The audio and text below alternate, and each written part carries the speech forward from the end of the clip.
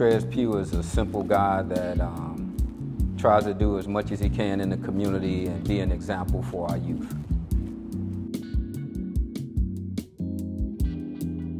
The journey has been, at times, really rocky and at other times, really rewarding. So I started back in 2005 under the name Bronzeville Coffee House. I never drank coffee, I don't eat pastries or sweets or nothing like that. I kind of got pulled in because I happened to have the bricks or the property and money. They had the equipment and the know-how. So you kind of blend them together, you know, it should work.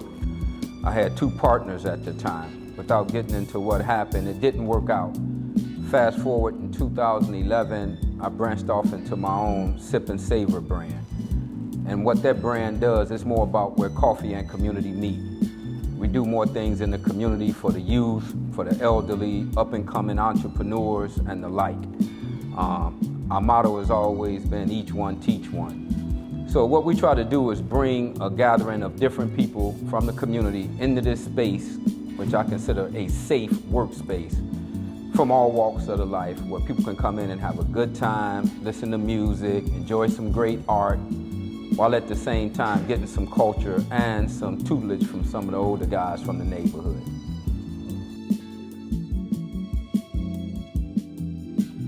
Well, I was a federal agent, and my job consisted of dealing with drugs, identity theft, you know, murder, anything that's really dangerous. My job consisted of. A lot of people didn't know that though. So trying to balance that along with running a business was kind of tough. But that journey also helped me to realize that there was such a need in certain neighborhoods that a lot of the people that were doing the crime or the drugs and all that didn't have jobs or didn't have hope. So I looked at my coffee house as a safe haven.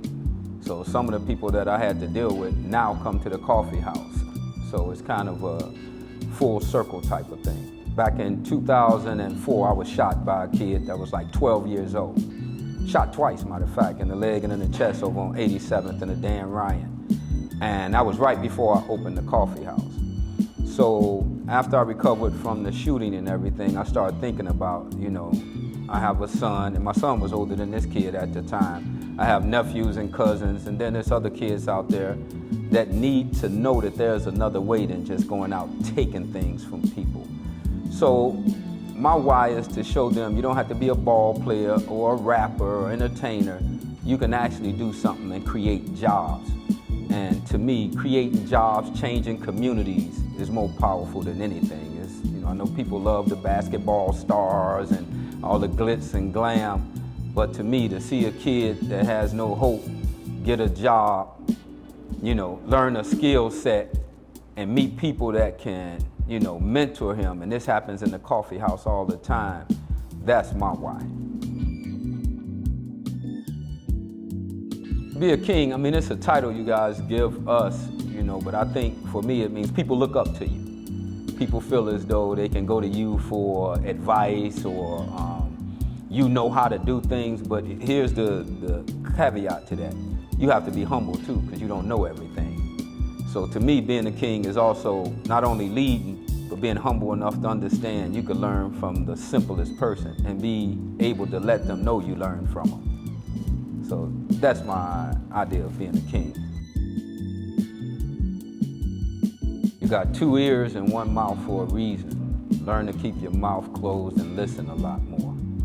Because too often people want to start spouting off about something, and a lot of times they don't know what they're talking about.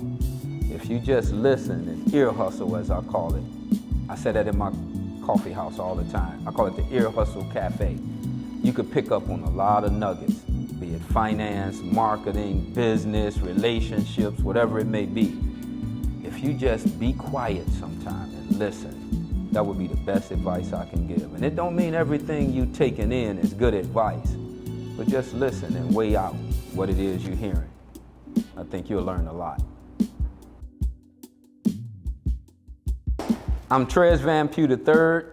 I'm excited to be receiving the King of the Year Award from the Kingmakers Concierge.